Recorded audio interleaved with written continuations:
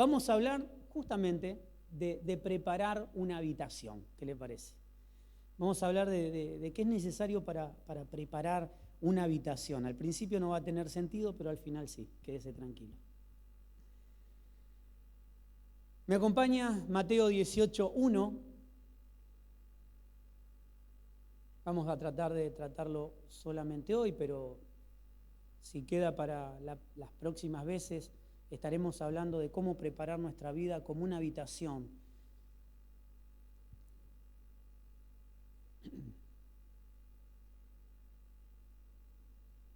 Mateo capítulo 18, verso 1, yo lo voy a leer en la NTV.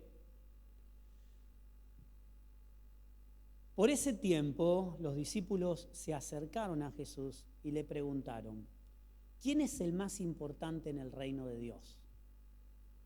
Podríamos pensar así por arriba que los discípulos estaban diciendo: ¿quién será más importante en el reino de Dios? Dios, Padre, Hijo, Espíritu Santo. No.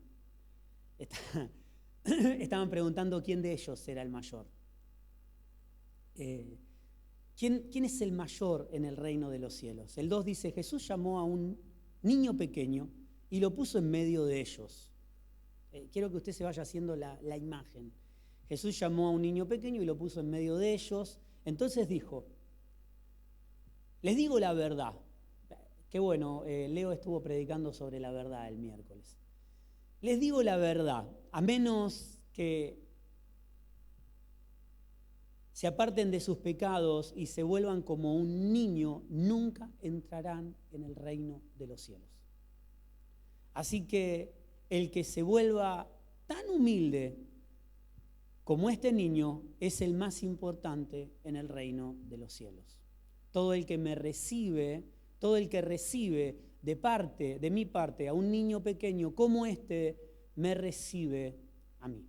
Podríamos pensar que Dios está hablando, de simpleza, es cierto, cuando dice que el reino de los cielos, dijo Jesús, el reino de los cielos está viniendo, está entre ustedes, le pertenece a los niños. Y acá vemos como Dios pone a un niño y le dice, lo saca un poco de esta pregunta incómoda que no tuvieron problema en hacérsela, ¿sí? ¿Quién es el mayor? Si vamos un poquito más atrás, vemos que se le pidió a Pedro, ¿sí?, unos versículos, el capítulo anterior, los últimos versículos. Allí Pedro estaba dando vuelta por la ciudad, llegaron a una ciudad nueva, estaban en una casa, y Pedro sale por allí a dar vuelta, seguramente a orar al templo, y alguien lo paró, lo reconoció y le dijo: están acá, están cerca del templo, qué bueno, estás con tu maestro no paga el impuesto. Claro, hay un impuesto en el templo que los mayores de 20 años requerían pagar. El templo requería que los mayores de 20 años pagaran un impuesto al templo. Entonces esta pregunta incómoda para Pedro le estaba diciendo: tu maestro no pagó el impuesto. Entonces cuenta la historia que Pedro, impulsivo como siempre, ni le preguntó a Jesús, dijo: por supuesto, lo vamos a pagar. Y va y habla con Jesús, sabiendo que no había nada para pagar. Y Jesús le dice: bueno, anda a pescar, del pez vas a encontrar dinero, paga por vos y por mí. Y uno, lo hemos hablado algunas veces, uno podría pensar que o Jesús era un gran evasor, porque había 11 más y estaba pagando por Pedro y por él, y nosotros entendemos que Dios no era un evasor, Jesús no era evasor, sino que todos los discípulos tenían menos de 20 años, ¿sí? A veces lo imaginamos grande, con barba, aunque ahora los chicos de 13 años tienen barba. Yo tengo 3 pelos en la barba. Y pasan algunos chicos de 13 años una barba, yo digo, qué envidia. Bueno, los discípulos eran menor, no viene al tema ni a la prédica, pero venían de esto, de que había una persona, ¿sí?, que era mayor, que estaba entre ellos, se llamaba Pedro, allí colaborando un poco con el Señor y con esos jóvenes impulsivos. Y imagino que entre ellos se habrán preguntado: pero ¿quién es? ¿Será Pedrito? ¿Quién será Pedrito será el mayor? ¿Quién será el mayor de nosotros? Y fueron y le hicieron esta pregunta incómoda, que no tuvieron incomodidad en decírselo. Y Jesús De una manera tan sencilla pone un niño. Ahora tenemos que entender por qué pone a un niño. A veces decimos por la simpleza. Decimos, bueno, porque un niño hay inocencia. Entonces en el reino de Dios la inocencia. Sí, puede ser. Pero realmente en el tiempo de Jesús un niño no valía nada. Valía poco un niño. No eran contados. Yo recuerdo, hoy los niños son el centro de la casa. ¿Sí? Yo recuerdo en mis tiempos, éramos el centro de la casa, pero cuando tomaban mate los grandes, ¿qué le decían a usted? Yo quiero tomar mate. No. Estamos tomando, por ahí veo también algunos corazones dolidos todavía. Está la madre al lado, charlarlo con ella. Están los grandes tomando mate. ¿Por qué? La intención no era no dejar tomar, sino que había una charla de adultos y los adultos eran inteligentes en saber qué charla los niños no podían escuchar. Pero los niños estaban ahí, cuando venían a comer te hacían una mesa aparte. ¿Sí? ¿Por qué? Porque los niños gritamos, nos tiramos cosas, platos, la comida. Por lo menos nosotros éramos así, creo que éramos todos los niños, son iguales, ¿no? Algunos con la frente partida. Pasaba esto entre primos, hermanos, hermanas. En el tiempo de Jesús, un niño valía muy poco. Es más, cuando leemos en la alimentación de los 5.000, dice 5.000 hombres sin contar mujeres y niños. Entonces Jesús estaba diciendo que los discípulos tenían que despojarse de todo título, de todo reconocimiento. Es más, hay un texto más, que creo que lo anoté por aquí, pero tengo un buen reemplazo. Chu, tráeme los lentes. No, tranquilo. Gálatas 4:1 dice, y también digo, entre tanto que el heredero está hablando, de que el heredero es niño, en nada difiere del esclavo. El heredero estamos hablando, el heredero de la casa, mientras es niño, en nada se diferencia de un esclavo. Ese era el valor que tenía un niño. El niño era para servir, para hacer los mandados. Para alguien. Los niños estaban para hacer actividades en la casa, ¿sí? No eran importantes, eran hasta que no tenía, y esto nos habla del impuesto que incluso el templo cobraba, a mayores de 20 años. Jesús pone un niño adelante, le dice, ustedes se tienen que despojar de toda importancia. Tienen que bajarse del orgullo, de la soberbia, del desear un primer lugar, porque si son como los niños, van a ser mayores en el reino de los cielos. Quien entiende que lo importante es el otro, logra un estatus en el reino de Dios que se llama adultez espiritual.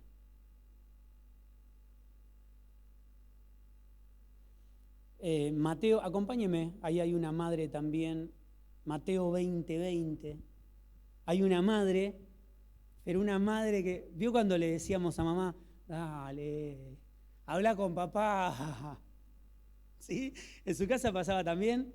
Bueno, nosotros era al revés, le decíamos a papá, dale, habla con mamá. Dale, no seas malo. Mateo 20:20. Una madre, este es un título que puse yo, una madre pide un lugar de honor para sus hijos. Mateo 20:20 dice, entonces la madre de Santiago y de Juan, hijos de Zebedeo, se acercó con sus hijos a Jesús, se arrodilló respetuosamente para pedir un favor al Señor. 21. ¿Cuál es tu petición?, le preguntó Jesús. La mujer contestó, te pido, por favor, que permitas que en el reino mis dos hijos se sienten en un lugar de honor a tu lado, uno a tu derecha y el otro a tu izquierda. Fíjese, o sea, no pidió nada. O sea, fíjese la actitud, con mucho respeto, dice, se arrodilló. Imagínense, con los dos grandulones al lado, con los dos grandotes al lado, ¿sí?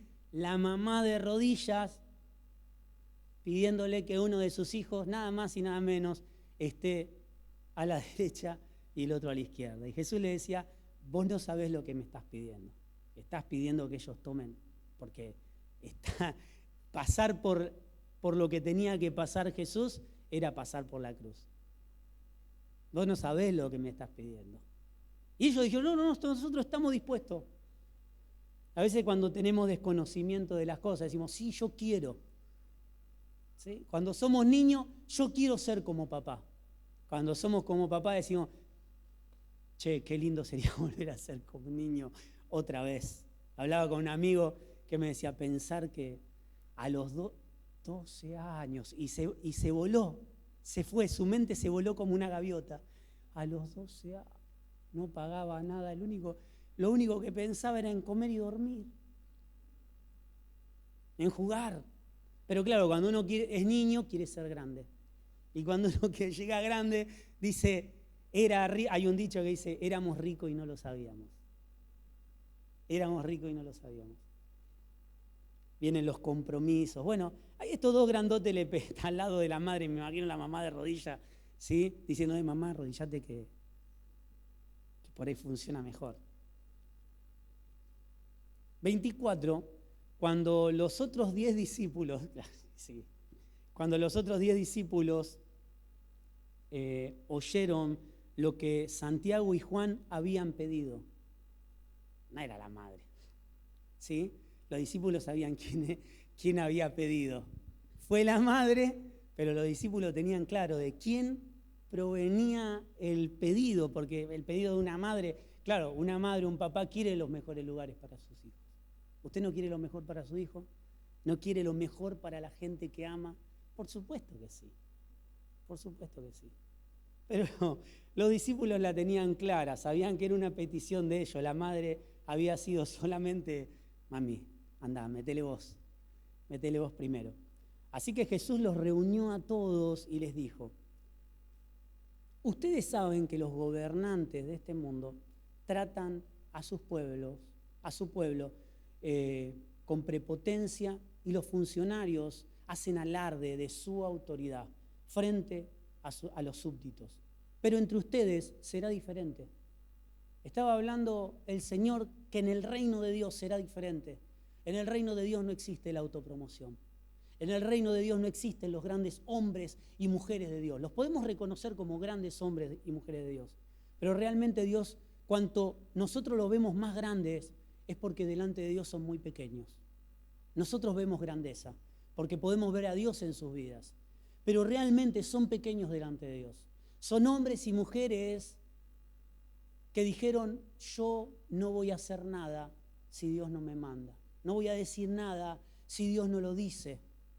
Porque Dios no busca grandes hombres, ni grandes mujeres. Dios está buscando hombres pequeños y mujeres pequeñas para glorificarse en la vida de ellos. Es una contrariedad cuando decimos grandes hombres de Dios, cuando Dios realmente cuando fue a seleccionarnos no buscó a gobernantes. Yo si sería Jesús y teniendo la influencia y la posibilidad de convencer a alguien con algún milagro, con alguna proeza, y hubiese ido a los gobernantes. Uno dice, voy a los gobernantes y ¿sabes qué? El reino de Dios, que en algún momento se hizo, ¿no? Porque se predicaba con la espada. O te convertís o... Era un método evangelístico increíble. No negamos la eficiencia del método evangelístico, pero no era lo que Dios quería. No es lo que Dios está anhelando de nuestras vidas, las cosas por la prepotencia.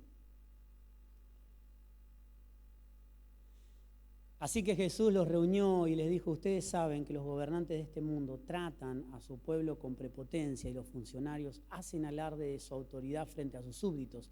Pero entre ustedes será diferente. En el reino de Dios las cosas son al revés. El pequeño es grande y el grande humanamente es pequeño. El primero, dice la Escritura, será último y los últimos primero. No es muy justo. Pero en el reino de Dios la justicia está marcada por la vida del que nos gobierna. Hay una historia donde habla de que el reino de Dios será semejante a un hombre que salió y buscó obreros para su viña. Y estaban los que trabajaron todo el día y pasaron las horas y fue a buscar más obreros y pasaron las horas y buscó más obreros y en la última hora siguió buscando obreros. Y a todos los llama diciéndoles, les voy a pagar un denario. Les iba a pagar la paga de un día. A todos, el que trabajó 1 hora también recibiría esa paga. Porque en el reino de Dios la medida es Cristo. No es porque las personas vienen o se convierten antes de morir, entonces tendrá una medida de Cristo menor.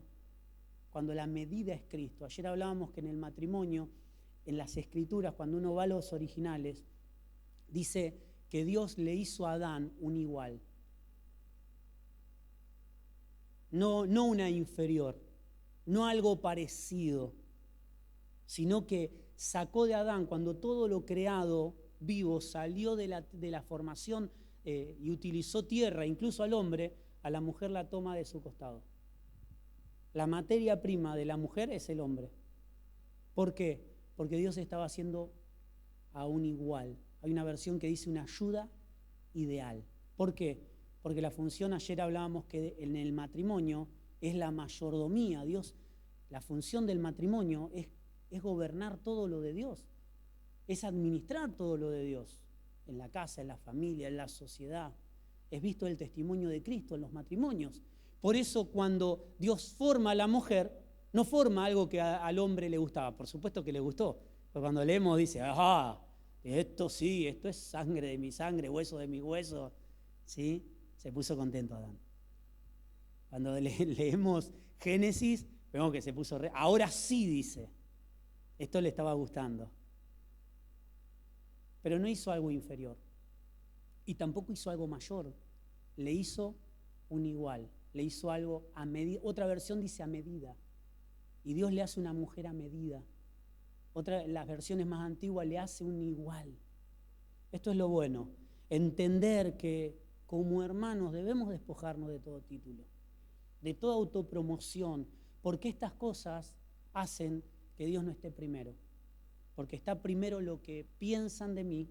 Siempre hablamos con los pastores que el análisis a hacer dentro de una congregación o en un grupo de liderazgo, en los lugares donde se toca música, donde están los hermanos sirviendo, o en las casas de familia, estamos levantando una plataforma donde un hombre o una mujer va a ser conocida, o estamos levantando un altar para que Dios sea glorificado.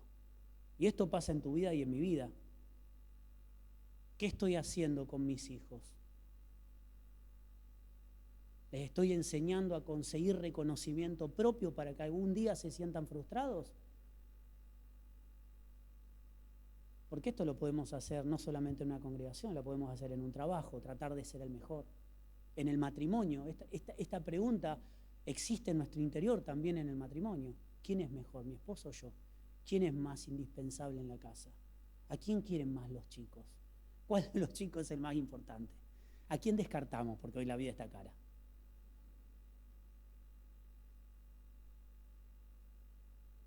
Estas preguntas nos las hacemos constantemente y el Señor hacía esto. Puso un niño y le dijo, bueno, el que sea como él, y les estaba diciendo, porque lo entendieron muy claro en aquel momento. No había que explicarlo, en aquel momento se entendió muy claro. Tienen que estar en este estado de no ser ni contado. Qué duro esto, ¿no? Pero no me van a contar. ¿No te viste alguna vez en una lista que tenía que estar y no estabas? Decís, pero yo tenía que estar. O en un lugar, una reunión de reconocimiento y reconocen a todos y decía, no, a mí si soy el más importante de todos. Estos son todos unos crotos y los están nombrando. No Marlon Brando, me están nombrando. Y no te nombran y vos decís, ya está, me voy, se terminó. No se acordaron no me recibieron. A veces pasa de estas cosas. ¿Cómo? ¿No sabés quién soy? ¿Cómo no sabés quién soy? Yo soy Ezequiel. No sé quién sos. Qué duro. Jesús les estaba diciendo, y no significa que vamos a tener el desprecio de las personas, sino que está hablando de que nosotros mismos poner al otro como mayor. Si hablamos del matrimonio como un igual, cuando Pablo habla del matrimonio lo eleva al estatus de Cristo y la iglesia, ¿sí? Y dicen, pongan al otro por encima, sométanse al otro, Sométanse unos a otros. No dice sometan a los demás. Dice sométanse unos a otros. Este sométanse es poner al otro por encima. Es poner al otro como importante. Por amor a Cristo. No dice porque así hay que hacerlo. Dice pongan como importante al otro en el matrimonio. En las relaciones humanas pongan al otro como importante. Jesús decía, cuando lo hiciste por uno de estos, contando una historia, ¿no? Pero cuando lo hiciste, ¿cuándo tuviste hambre? ¿Cuándo estuviste enfermo y te visitamos? ¿Cuándo tuviste frío y te abrigamos? Cuando lo hiciste por uno de estos, lo hiciste por mí. O sea, cuando yo sirvo a un hermano, estoy sirviendo a Cristo. Ahora, cuando yo me pongo en mi título, no puedo servir a nadie. ¿A quién puedo servir si me subo a mi título? Escúcheme. ¿A quién voy a servir? Y el mismo Jesús decía, yo no vine a ser servido, vine a servir. Esta es la función de los hijos de Dios. Por eso, lo primero que debemos hacer es despojarnos de todo deseo de reconocimiento, que a veces lo hacemos de boca y de palabra, pero a veces en nuestro interior siguen doliendo cosas. ¿A cuántos les siguen doliendo? Qué santa esta congregación, Dios mío. Esta es la verdadera congregación de los santos. Todavía nos siguen doliendo cosas que nos ofenden y que no son para nosotros. Que cuando lo hablas con el hermano, no, porque esto que dijiste me ofendió. Yo no lo dije por vos. No, pero esto que hiciste, a veces te ofende lo que hace otro. Fíjese qué locura, ¿no? Lo que hace otro, lo que dice otro, me termina ofendiendo en el matrimonio, en la familia, en una congregación, en el trabajo.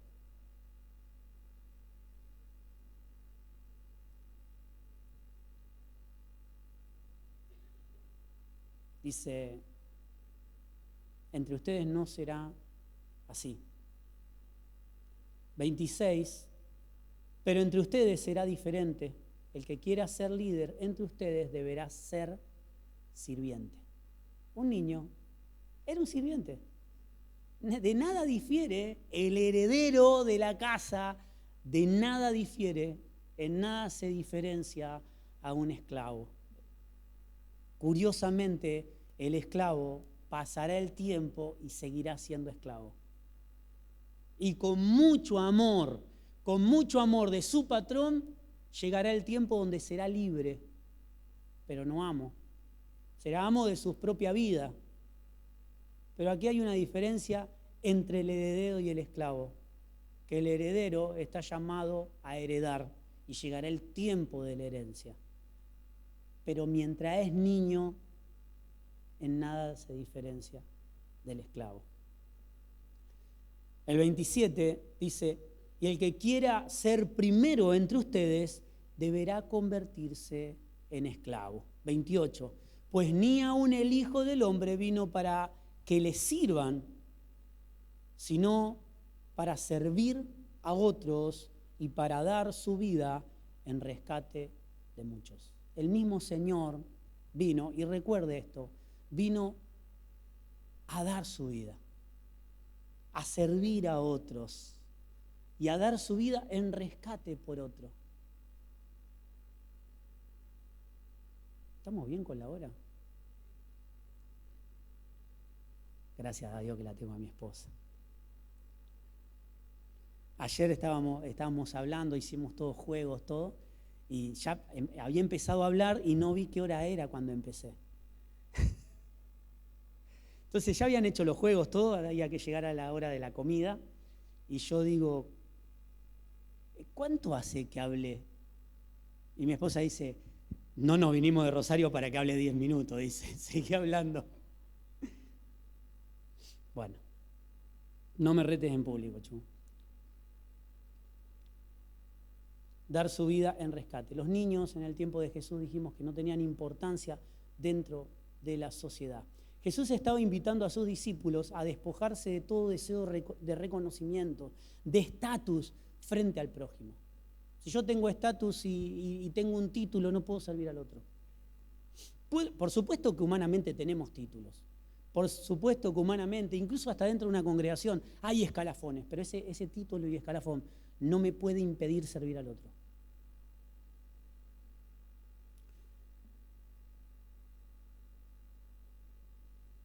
Efesios 4:3, ¿me acompaña? Ya vamos terminando, no se me asuste. Pasa que Javier me entregó muy tarde. Efesios 4:31, líbrense de toda amargura, enojo, palabra áspera, calumnias y toda clase de mala conducta. Jesús lo que estaba hablando y poniendo a ese chico, no solamente que ni se cuenta, que no dice que no tenemos que ser contados, sino que nosotros mismos tenemos que considerar nuestra vida o la vida del otro como mayor, entendiendo que es un igual. ¿Sí? Así sería la fórmula. Entenderlo como mayor, porque en él puedo ver a Cristo en el estadio que esté. Puedo encontrar a alguien que está viviendo en la calle y considerarlo mayor, porque la medida siempre es Cristo. ¿Está acá? Considerándolo como mayor, entendiendo que somos iguales. Incluso si está pidiendo en la calle. Incluso si me golpeó el vidrio para que le dé una moneda. Incluso si no tiene casa. Incluso si lo han despojado de todo. Entendiendo, ¿sí?, que somos iguales. Considerando lo mayor, entendiendo que somos iguales. Esta es la postura de un hijo de Dios.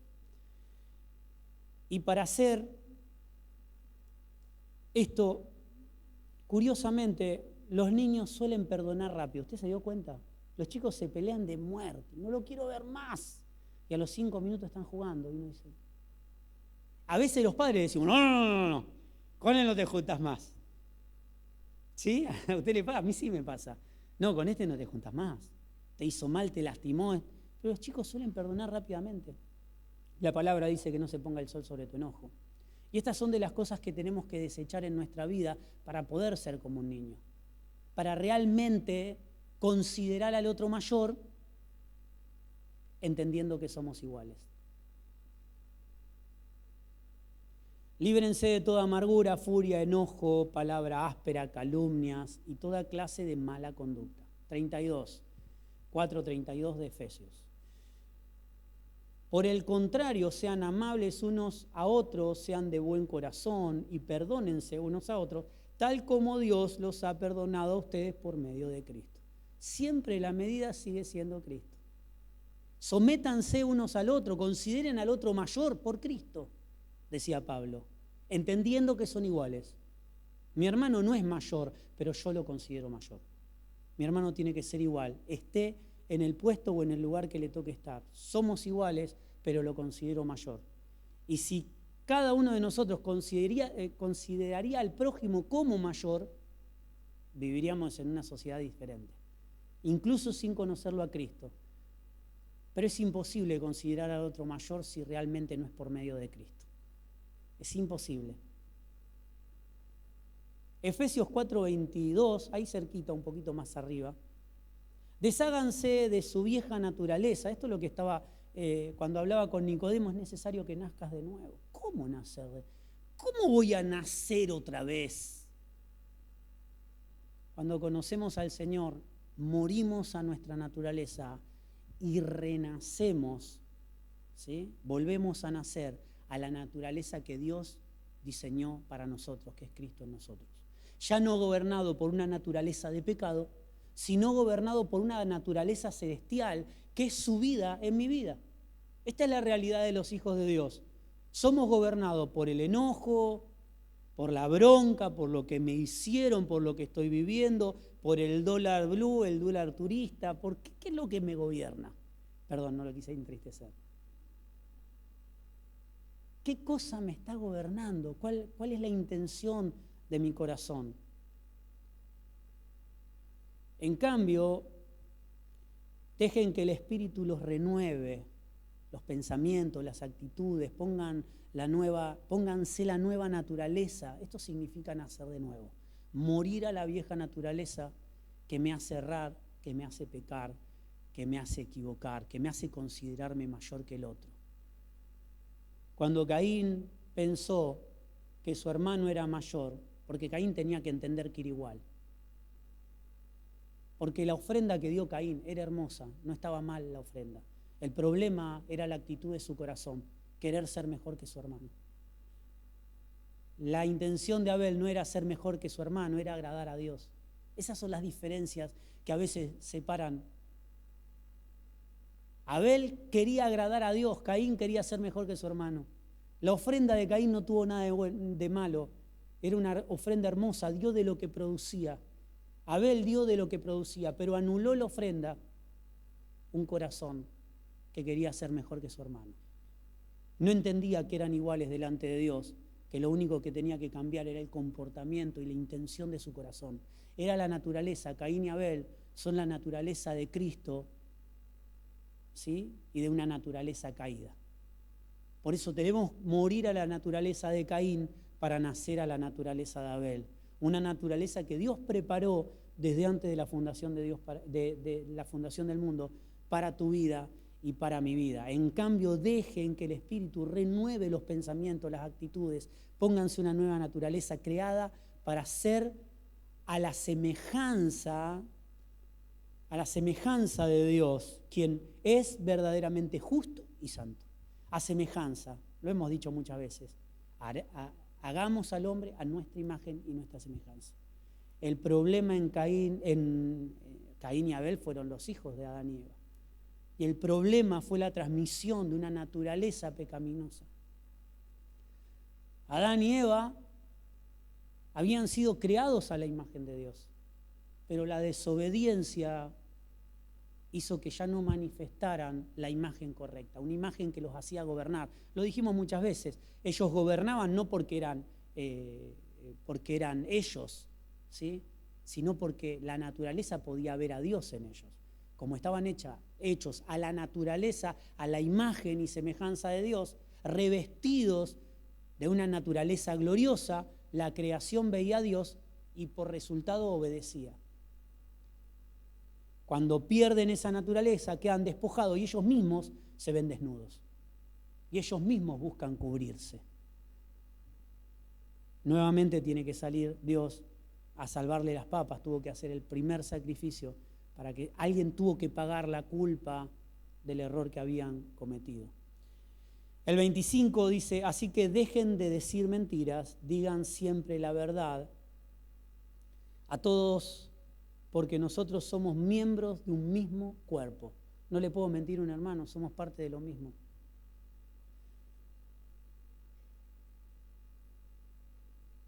No pequen al dejar que el enojo los controle. Y esto es lo primero que tenemos que desechar para poder ser como un niño.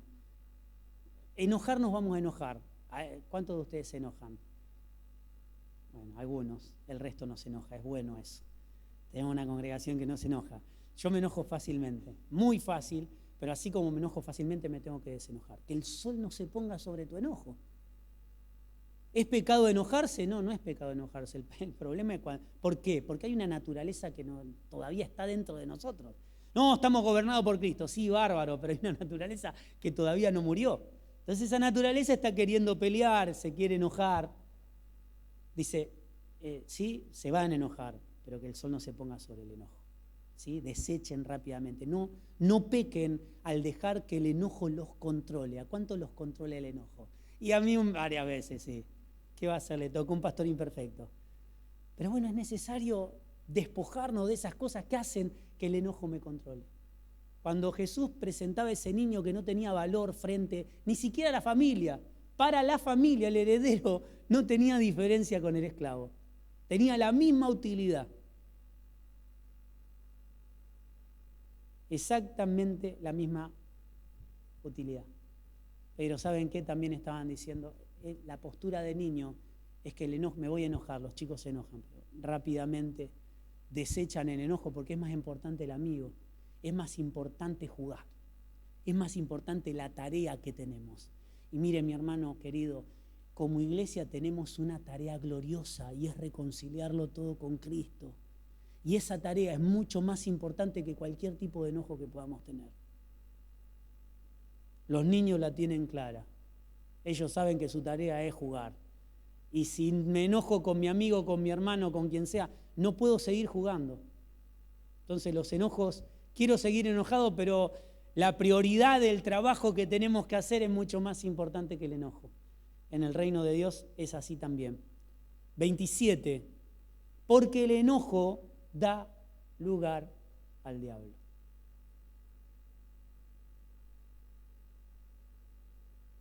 ¿Ya estamos con la hora? ¿Sí? ¿Me da 5 minutos? 5 minutos, es una lectura. Voy a hablar de una mujer que vivía en Sunem. Se cruzó con un profeta, y esta mujer está en Segunda de Reyes, capítulo 4, verso 9, y esta mujer nos habla de la habitación que debemos preparar para hacer la habitación correcta y dejar que Dios habite en esa habitación. Debo despojarme de todo lo que no permita que Dios habite, porque si le doy lugar al diablo, le estoy quitando lugar a Dios. El enojo da lugar al diablo, dice. Desháganse de estas cosas. ¿Por qué? Porque debemos ser un pueblo glorioso que manifieste las virtudes de aquel que nos llamó de tinieblas a luz admirable. Hay una prioridad para los hijos de Dios, como los niños, la prioridad es jugar. Y no nos peleamos porque si no me quedo sin compañero de juego. En el reino de Dios es igual, estoy peleado con mi esposa y pierdo a alguien que en el reino de Dios está combatiendo conmigo. Combatiendo. Sí, le vamos a poner una... Sí, peleamos una batalla que ya hemos ganado. No hemos ganado, la ganó el Señor. Esto es lo maravilloso en el reino de Dios, que jugamos un partido. Imagínese volver a jugar la final de Argentina-Francia. Ya ahora usted la disfruta, pone, ya, ahora viene, pará. Está todo mal, pero ahora sale bien, porque yo conozco la historia. Lo mismo pasa en el reino de Dios, estamos viviendo una realidad creada por Dios. Él ya nos dio la victoria por medio de su Hijo amado. Entonces, estamos en aflicción, estamos en problema, estamos en dificultad. Pero ¿sabe qué? Hay una victoria ya que Dios nos ha dado. No la veo, pero yo sé que está. Amén. Segunda de Reyes, capítulo 4, verso 9 al 10, dice: entonces la mujer le dijo a su esposo: estoy segura de que este hombre que pasa por aquí de vez en cuando es un santo hombre de Dios. Construyamos, le estaba pidiendo, fíjense, no estaba haciendo como la madre de los discípulos, ¿sí? Pidiendo un lugar para sus hijos de reconocimiento al lado del Señor. No, estaba negándose a pedirle algo a su esposo, no para ella, sino para otro. Estoy segura de que este hombre de Dios que pasa por aquí de vez en cuando es un santo hombre de Dios. Construyamos un pequeño cuarto en el techo para él. Mire, tiene tanta simbología esta historia. Preparemos un cuarto en el techo para él, un lugar donde no sea molestado. Eso significa. Nada, hagámosle un lugar acá en el living para que duerma, le hacemos de comer y que se vaya. No. Esta mujer estaba recibiendo a este hombre y estaba recibiendo a Dios. Y no quería que sea simplemente un lugar de paso donde comiese y se vaya, sino que este hombre de Dios encontrara una habitación para él. Y una habitación apartada donde nadie lo moleste, donde nadie lo pueda perjudicar, donde nadie lo pueda incomodar. Cuando leemos la historia hay tantos simbolismos. Construyamos un pequeño cuarto en el techo para él y pongamos una cama, una mesa, una silla, una lámpara. No vamos a hablar de todo esto. Tenemos para predicar una semana. Ahí le tiro a los chicos. Vamos, métanle. Que lo van a hacer mejor que yo. Construyamos un pequeño cuarto en el techo apartado donde nadie lo molesta. Pongamos una cama, una mesa, una silla, una lámpara. Así tendrá un lugar donde quedarse cada vez que pase por aquí. La mujer estaba negándose a pedir algo para ella y le estaba suplicando a su marido preparar un lugar para un hombre santo. Cuando leemos la historia,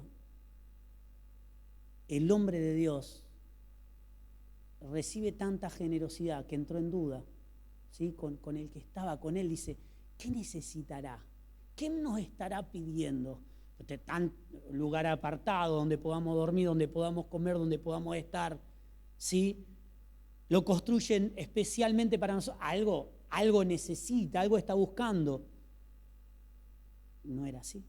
Cuando ellos hablan con esta mujer, le dicen: no, no quiero nada. Después la mujer recibe el anhelo de su corazón, pero la petición y la construcción de este lugar no era para obtener algo, era para recibir a alguien. Diga conmigo, no era para obtener algo, era para recibir a alguien. Esta habitación que ella preparó junto con su esposo y en su familia era una habitación que no tenía nada más que lo necesario. Nuestra vida tiene que ser esa habitación que cada día preparemos donde no haya nada más que lo necesario.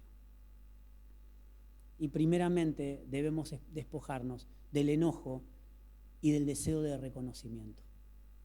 Son las dos primeras cosas que debemos descartar de nuestra vida, porque era lo que el Señor estaba hablando con ese niño.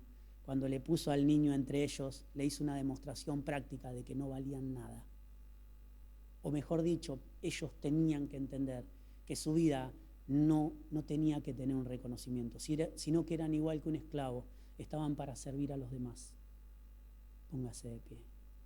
¿Qué le parece si oramos y decimos, Señor, ayúdame a preparar mi vida? Mi vida tiene que ser esa habitación intencional donde yo despoje mi vida de muchas cosas, de enojo, de avaricia, ¿sí? De malos pensamientos, no para ser una mejor versión de Ezequiel, sino que sea un lugar donde Dios pueda habitarlo, donde Dios no tenga impedimento, que mi vida sea una habitación donde el diablo no tenga lugar. ¿Por qué? Porque el diablo ya perdió la batalla, por eso no peleamos con el diablo, por eso no lo echamos afuera, el diablo ya está afuera. Porque la iglesia tiene una autoridad en Dios, que Jesús le dijo a Pedro, las puertas del infierno no le van a poder hacer frente a la iglesia. Esto es maravilloso. Jesús hablaba de una iglesia gloriosa que no tenía que pelear con nada porque Dios ya le había dado la victoria. Y seguramente vos ves tu vida y yo veo mi vida y hay cosas que no veo todavía. Hay cosas que no están sucediendo, hay cosas que no están funcionando. Pero ¿sabe qué? Dios ya te dio la victoria. Porque la victoria no es tuya, porque la victoria no la peleaste, porque la victoria no la mereces, sino porque es gracia y misericordia de Dios. Es Cristo en nosotros haciendo que todo funcione. Por eso volvemos a repetir las palabras de Jesús. Busquen primero el reino de Dios. No sean como los que no conocen a Dios, que viven para buscar ropa, comida y bienestar. Porque todas esas cosas ya están garantizadas. Jesús no estaba diciendo, no, los hijos de Dios no tendrán ni ropa, ni comida, ni... No. Está diciendo, no busquen eso. Porque los niños no buscan esas cosas. Usted ve a un niño preocupado, y no hablo de la adolescencia que uno se pone, que pedimos más, ¿sí? No. El niño ni siquiera piensa en qué está vestido, cómo está vestido. Cuando tienen 2, 3, 4, 5, 6 años, van corriendo, van a ir al cumpleaños y están todos sucios. Vamos, no, te tenés que cambiar. No quiero cambiarme.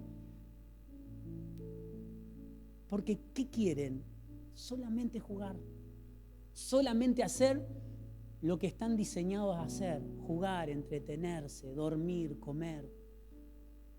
Eso es lo que tenemos que hacer como hijos de Dios. No pasarnos el día jugando, sino entender que Dios nos ha asignado, ¿sí? este ministerio de reconciliación. No, pastor, si con mi esposo la batalla está perdida. No, vos la considerás perdida. No, pero en mi familia, mis hijos, no. Dios te ha dado una vida y tu vida una habitación donde lo que te habita comienza a reconciliarlo todo, absolutamente todo.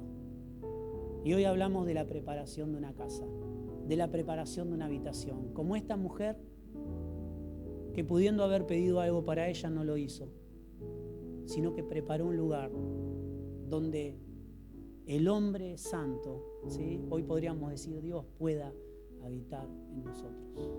Padre, queremos ser tan agradecidos, Señor, por aquellas cosas que nos decís. Por supuesto que hay cosas que no nos gustan. Creo que cada uno de nosotros tiene el anhelo de sobresalir, de ser mejor. Y esto no es un llamado a la mediocridad. Esto no es un llamado a no prepararnos. Esto no es un llamado a no trabajar por las cosas. Dios nos ha dado fuerza, nos ha dado manos, nos ha dado una vida que trabaja, que compra, que consigue cosas. Pero no son nuestros dioses. El bienestar no es nuestro Dios. El vientre no es nuestro Dios. Lo que puedo llegar a obtener, mi juventud no puede ser mi Dios, porque un día mi juventud se terminará. ¿Y qué haré si la juventud es el Dios? Hoy para la sociedad la juventud es un Dios. Y cuando la juventud se termina, ¿qué hacemos? Se terminó todo. Se murió nuestro Dios. Cuando mi Dios son mis manos y lo que puedo hacer con mis manos. Llega el momento donde mis manos no puedan hacer nada. Se murió mi Dios. Busquen primero el reino de Dios. Busquen primero de hacer su justicia. Despójense de todo aquello que da lugar al diablo.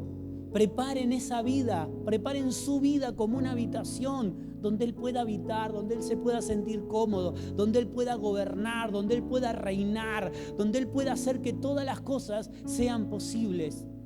Por eso me gustan las palabras de Jesús y las repito una y otra vez. Y discúlpeme si lo aburro, pero lo voy a seguir repitiendo. Busquen primero lo de Dios. Busquen primero de hacer su voluntad, porque todo lo demás será hecho. No, pero hoy estoy inseguro, hoy estoy pasando por peligro, hoy estoy pasando por dificultad, hoy hay una enfermedad en mi vida, hoy hay algo que no puedo atravesar, hay situaciones en mi vida que lo han gobernado todo. Vivo en pánico, en miedo, no puedo dormir. A veces lo que anhelamos y deseamos no nos deja dormir. El auto que quiero conseguir, la casa que quiero tener, la posición económica que me interesa. Pero Jesús dice una y otra vez, busquen primero lo de Dios y todo lo demás se va a acomodar. No es una fórmula mágica, no puedo prometerte nada. Porque a veces pensamos que reprendemos, decimos 2 veces a Jesús y las cosas como por arte de magia, ¿sí? Decimos alguna frase bonita y todo sucede y Dios lo hace porque es casi mi cadetero, el que trae las cosas que yo le pido. Pero esto no es así, no es bíblico. Yo debo buscar a Dios, debo buscar de hacer su voluntad, debo tratar de vivir a la manera de Dios, despojarme de todo lo que impida que Dios crezca en mi vida. Y todo lo demás es bíblico, lo dice la palabra. Todo lo demás está garantizado. Todo lo demás llegará: ropa, comida, seguridad. Cuando mi vida está alineada a Dios, se alinea mi cuerpo, se alinea mi mente, se alinea mi corazón, se alinean mis prioridades, mi deseo desmedido por conseguir algo, las ganas increíbles de tomar una decisión. No sé si te pasó esto, creo que a todos nos ha pasado. Hay una situación en nuestra vida y tomamos una decisión. Me peleo con mi esposa, listo, nos separamos, no quiero estar más con vos. Somos drásticos para las cosas, ¿sí? Tengo un problema con mi jefe, renuncio. Después pienso y digo, ¿y dónde voy a conseguir trabajo? En vez de orar al Señor y decir, Señor, dame un mejor trabajo. Nuestra motivación es Dios, en todo, en el matrimonio, en la casa, en la familia, en la economía, en el cuerpo. Por eso siguen repercutiendo las palabras de Jesús. Busquen primero el reino de Dios. Y el reino de Dios es convertir tu vida en una habitación, es ser una vasija llena por la vida de Cristo. Una vasija que es moldeada cada día por Dios. Eso es busquen primero el reino de Dios. Todo lo demás está garantizado, todo. De estas cosas se preocupan quien no conoce a Dios. Eso decía Jesús. Quien no conoce a Dios se preocupa por comida, por vestido, por seguridad, por conseguir cosas. Pero los hijos de Dios hemos muerto a esas cosas. No significa que no vendrán. Pero según cómo esté la habitación. ¿Cómo está tu habitación? Esta era la pregunta que me hacía hoy. Venía viajando y venía repasando cosas mientras manejaba y me preguntaba, ¿cómo está tu habitación, Ezequiel? O ya el Señor habitó una vez y ya me despreocupo y ya está, Él lo hará, Él ya lo hizo. No hay un cuidado. Nosotros somos esta mujer que prepara cada día la habitación, que cada día está sacando cosas de esa habitación que tiene que tener lo necesario para Dios. Porque si no está lo necesario para Dios, hay cosas que están dando lugar al enemigo. Muchas veces es el enojo, muchas veces es el deseo de reconocimiento, muchas veces es este deseo de reconocimiento o enojo que me hace poner a mi hermano, que es igual, no como mayor, sino como menor o cortado de mi vida. Y mi prójimo puede ser mi esposa, pueden ser mis hijos, pueden ser amigos, puede ser familia, pueden ser parte de la congregación. Señor, danos la sabiduría de ser como niños, de despojarnos de toda importancia y deseo de reconocimiento y entender que nuestra función, como el niño, a pesar que somos herederos, estamos para servir. Este es el tiempo de servir. Llegará un tiempo de herencia, llegará un tiempo donde Dios hará pleno todas las cosas. Pero hoy nuestro lugar alto es servir. Es el lugar más alto en el reino de Dios. Aleluya. Cerrá tus ojos por un momento y habla con el Señor. Y pregúntate a vos mismo, ¿cómo está mi habitación? ¿Estoy preparando diariamente esta habitación? Aleluya. Aunque pase el tiempo, sé.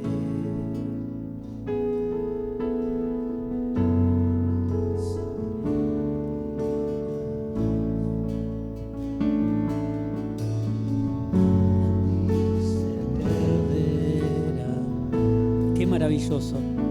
Todo lo que está en Dios no se va a perder. Esto es lo que dice la Escritura y lo que está diciendo esta canción. Mi seguridad es Él. De amor cayeron sobre mí. Estamos gobernados y controlados como un títere. Qué feo suena esto, pero son cuerdas de amor. Son cuerdas que podemos cortar en cualquier momento. Son lazos, los lazos de Dios los puedo cortar y puedo cortar relación con Dios en cualquier momento. Son cuerdas de amor. Su amor me gobierna, su amor me controla.